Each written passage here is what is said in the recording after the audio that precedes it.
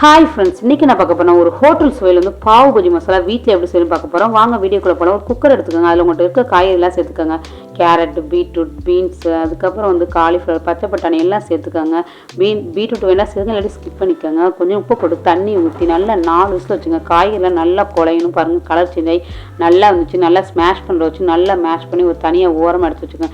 இதோட ஹீரோ பார்த்தீங்கன்னா பட்ரு தாங்க. பட்டரில் எல்லாத்தையும் வந்து குளிப்பாட்டணுங்க. ஒரு கடாயில் பட்டரை ஊற்றி எப்படி மெல்ட் ஆகுது, மனசு அது மாதிரி மெல்ட் ஆகுதுல, டேஸ்ட்டும் அந்தளவுக்கு சூப்பராக இருக்கும். வெங்காயம், பச்சை மிளகாய், இஞ்சி பூண்டு பேஸ்ட்டு எல்லாத்தையும் சேர்த்து நல்லா வதக்கிக்கோங்க. மிளகாத்தூள், மஞ்சள்தூள், கரம் மசாலா தூள், கொஞ்சோண்டு வந்து மல்லித்தூள் சேர்த்துக்கோங்க. அப்புறம் அரைச்சி வச்சிருந்த தக்காளி உப்பு போட்டு நல்லா வதக்கி நம்ம மேஷ் பண்ணி வச்சுக்கிறோம்ல அந்த வெஜிடபிள்ஸையும் சேர்த்து கொஞ்சம் தண்ணி ஊற்றி நல்லா கலந்து விட்ருங்க. நல்லா எண்ணெய் பிரிஞ்சு வரும் பார்த்தீங்களா, அந்த ஸ்டேஜ் தாங்க. எப்படி இருக்குது பார்த்தீங்களா. இப்போ கொத்தமல்லி தழை தூவி கொஞ்சோண்டு பட்டரை போட்டு இறக்கி எடுத்தீங்கன்னா சும்மா கம கமன்னு பாவு பஜ்ஜி மசாலா ரெடி. இதில் பண்ணை தொட்டு சாப்பிட்டு போகிறாங்க. சூப்பராக இருக்கும்.